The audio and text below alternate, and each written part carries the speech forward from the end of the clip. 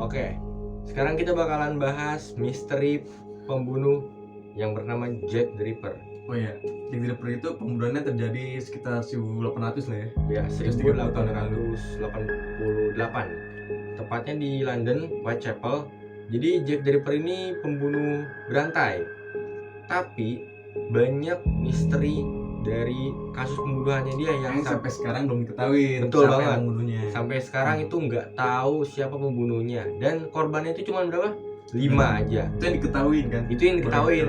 Belum semuanya, bisa aja puluhan, bisa lebih banyak. Kita nggak tahu. Who knows? Nah, jadi gini Ki. Ya. Untuk korban pertama itu, ya, itu ditemukan tuh pas lagi di pagi hari Ki, sekitaran jam 5 gitu. Di daerah Kumuh gitulah. Daerah Kumuh London. Nah, jadi tuh dia ditemukan tuh dengan luka sayatan di tenggorokannya Ki.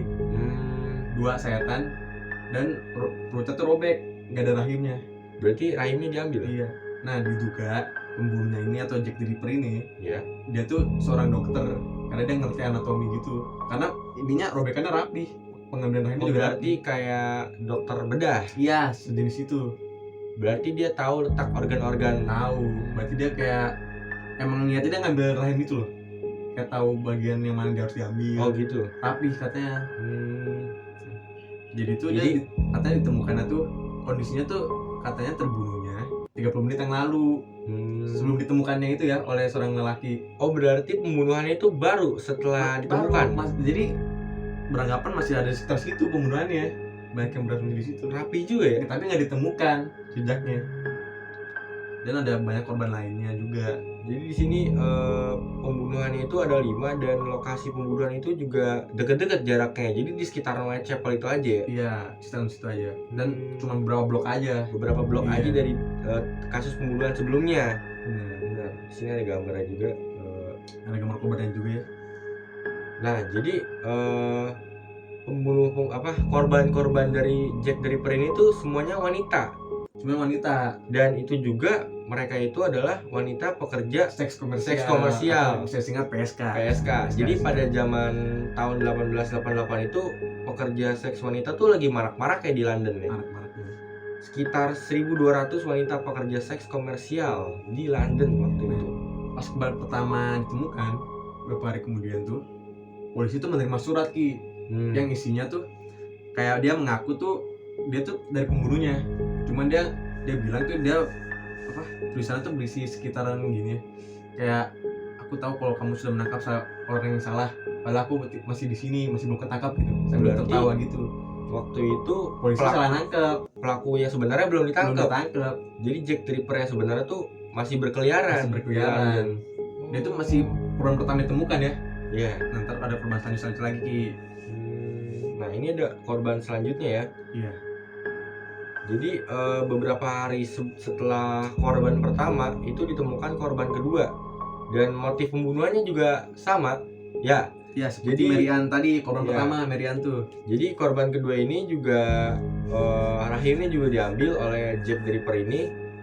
Dan luka goresan di leher juga seperti ciri khasnya di kasus sebelumnya juga sama. Ada setan juga. Ya, di tenggorokannya. Nah, Merian di mayat capan ini katanya ada saksi ya. Dan dia bilang bertemu seorang yang lusuh tapi berwibawa gitu, ada attitude-nya. Oh, berarti dia juga sempat ngelihat tersangka ya? Sempat, tapi itu belum bisa dipastikan karena saksinya masih lemah buktiannya gitu. Untuk korban berikutnya ada Strait dan Edwes terbunuh pada hari Minggu dini hari 30 September Ki. Jadi Strait dan Edwes itu juga korban setelah korban pertama dari Jack the Ripper. Luka sayatan di tenggorokan juga rahim yang diambil. Jadi setiap pembunuhan Jack the Ripper itu ada ciri khasnya. Nah, itu tenggorokannya dirobek, disayat gitu. Makanya disebut Jack the Ripper. Oh, gitu ya? Iya. Nah, mayat Strait ini ditemukan jam 1 pagi.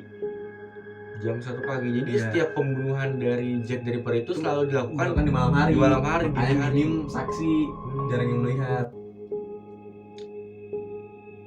Jadi sampai sekarang Jack the Ripper itu masih misterius dan belum ditemukan siapa pelakunya. dan korbannya juga yang diketahui cuma 5. Nah ini ada pertanyaan lagi Ki, Jack the Ripper itu apakah salah satu orang atau sebuah sekelompok Ki? Karena itu dilihat dari korban-korbannya ya, itu semuanya tuh rapi gitu, kayak direncanakan. iya kayak direncanakan dari awal gitu. Jadi rasanya kalau cuma satu orang tuh terlalu rapi ya pembunuhannya. Iya, tapi ini masih belum bisa dibuktikan juga. Banyak Karena yang masih berspekulasi kalau Jack the Ripper ini kumpulan orang yang melakukan percobaan pembunuhan, tapi ya belum ada bukti kuat untuk membuktikan hal tersebut. Jadi bisa seorang atau bisa juga sekelompok. Jadi ya kasus ini masih menjadi misteri dan belum bisa dipecahkan sampai sekarang. Karena tahun segitu minim teknologi juga ya. Iya, kayak CCTV juga belum ada tahun segitu. Jadi ya setiap pembunuhan juga biasanya jarang ada bukti yang kuat gitu. Harus ada saksinya sih itu. Harus ada saksinya. Dan Jack the Ripper juga melakukan pembunuhan pada malam hari, jadi saksinya juga nggak ada. Jarang ada. Sekalinya pun ada, dia juga nggak yakin kalau itu pembunuhnya. Karena waktu itu tahun 1888 London itu lagi padat-padatnya. Jadi di London itu bukan cuma orang London aja. Wah, ada orang luar juga ya? Ada orang luar, yaitu pendatang. Jadi pada tahun 1888 itu banyak banget pendatang dari Yahudi atau Eropa Timur yang berdatangan ke kawasan Whitechapel. Jadi tuh London itu benar-benar padat dan sesek banget. Jadi kita nggak bisa memfilter orang-orang dari mana-mana. Jadi London itu sendiri atau dari luar gitu, nggak bisa dibedain. Ya, Jack the Ripper itu bisa dari London itu sendiri atau bisa jadi orang luar London gitu loh.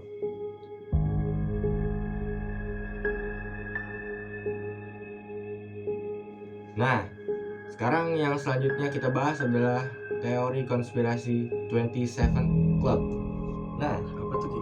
27 Club itu dia tuh kayak sebuah apa ya, kutukan atau apa, bisa dijelasin? Nah, jadi yang gua tahu itu, jadi ada musisi-musisi terkenal gitu Ki, tapi meninggal di umur 27 tahun. Jadi semua musisi itu meninggal pada pada umur 27 tahun. Okay. Itu puncak kesuksesannya.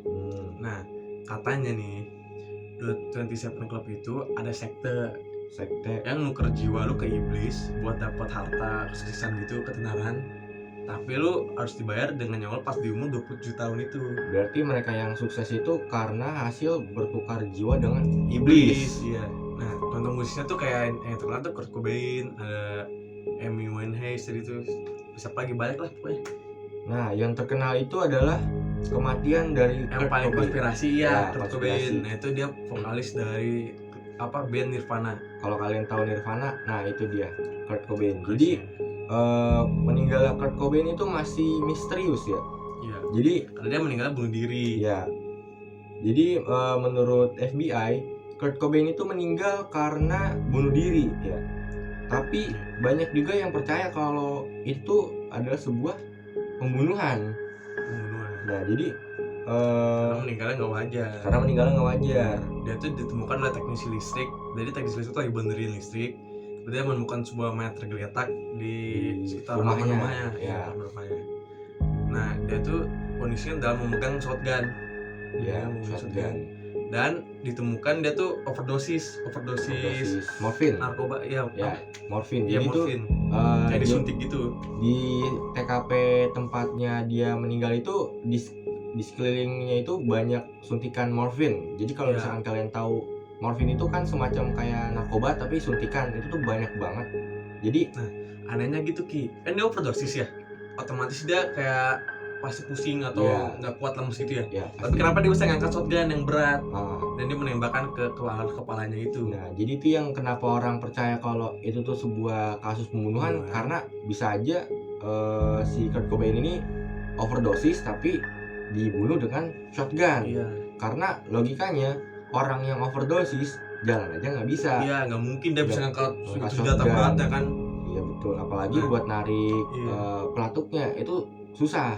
Nah, belakangan sebelumnya juga Kurt Cobain diduga depresi karena sebuah penulisan lagu-lagunya tuh benar-benar sangat mendalam tentang depresi gitulah. Jadi kayak lagu-lagunya dia itu benar-benar menggambarkan kalau dia tuh sedang depresi gitu. Nah, ada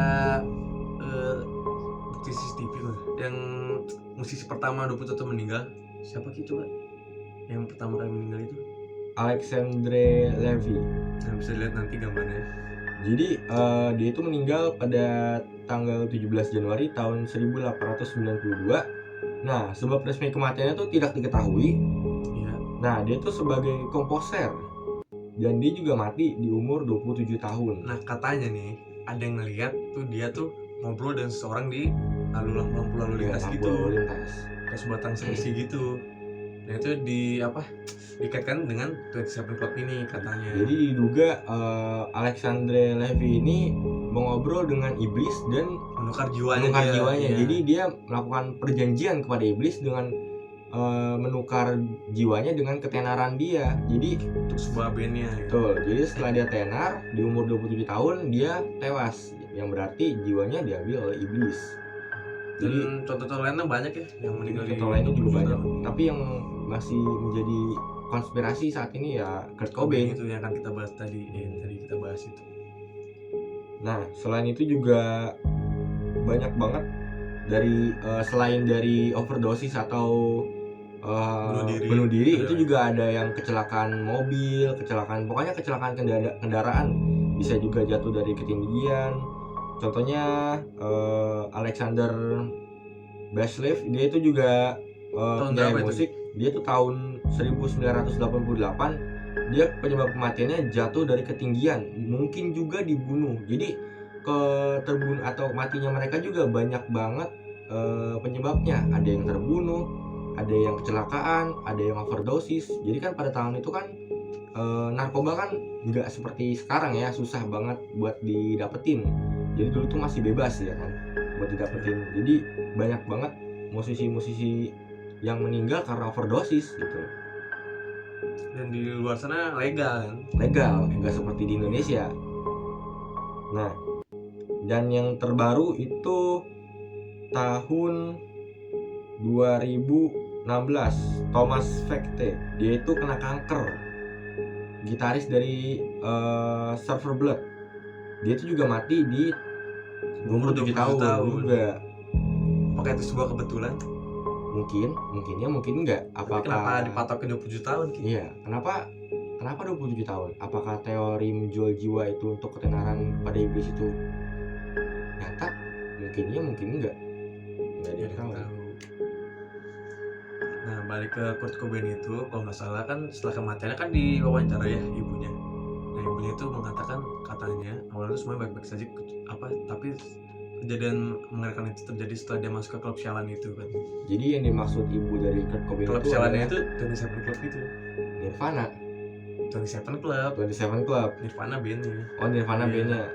Jadi menyerempet ke perjanjian kepada iblis ini ya? Iya, bisa masuk ke kaitannya. Nah, jadi kenapa banyak orang yang mengkaitkan kasus ini dengan upaya pembunuhan? Setelah kematian Kurt Cobain, istri dari Kurt Cobain mendapatkan uang senilai royalti dari musiknya dia, ya sekitar $100 juta. Jadi ada kemungkinan orang-orang itu berspekulasi kalau Kurt Cobain dibunuh oleh istrinya agar istrinya itu bisa dapat uang. Nah, seminggu sebelum kematian Kurt Cobain ini, katanya istrinya menyewa Intel swasta Ki. Iya. Jadi kayak untuk memata-matai lah, karena dia mengira si Kurt Cobain ini selingkuh kan. Iya. Nah, anehnya, soalnya kalau dia mau mata-matai pasti tahu dong kejadian pembunuhan itu. Betul. Kenapa pas 3 hari kemudian baru ketahuan ada mayat di sana? Iya. Ada kemungkinan dia menyewa itu menyewa pembunuh bayaran. Jadi kan menyewa Intel. Istrinya dari Kurt Cobain itu diduga dapat royalti. Betul, diduga menyewa pembunuh bayaran untuk membunuh Kurt Cobain karena hubungan Kurt Cobain ini emang toksik sih, dikenal toksik dengan istrinya.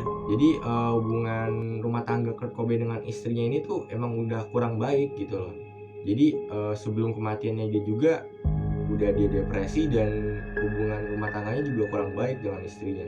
Jadi spekulasi tentang pembunuhan yang dilakukan oleh istrinya ke Kurt Cobain itu banyak yang percaya gitu. Banyak yang berspekulasi gitu kan. Betul.